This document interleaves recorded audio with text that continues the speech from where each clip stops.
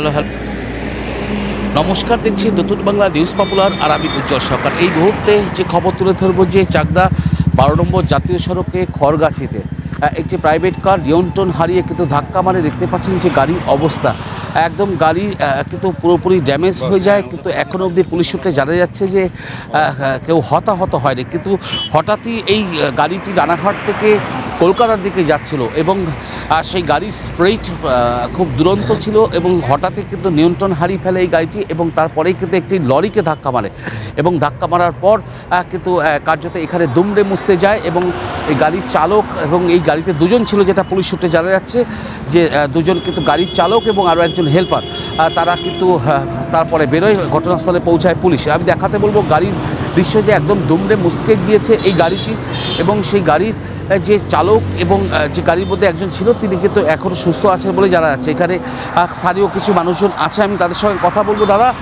কি হয়েছে, কি দেখলেন, কি বিষয়টা কি দেখলেন, কি হয়েছে? আমরা এইমাত্র খবর পেয়েছি, আমাদের ক্রেনের জন্য ডাকা হয়েছে গাড়িটা রেস্কিউ করে নিয়ে যাওয়ার জন্য। রোডে অ্যাক্সিডেন্ট হয়েছে, এখন উনি ছিলেন গাড়িতে।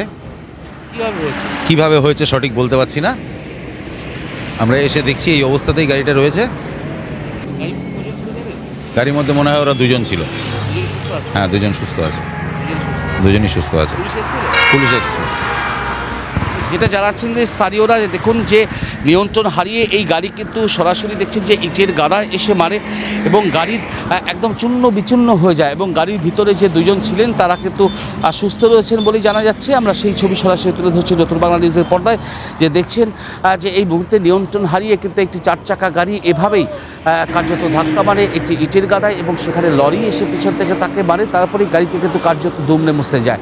সঙ্গে থাকুন, দেখতে থাকুন নতুন বাংলা নিউজ।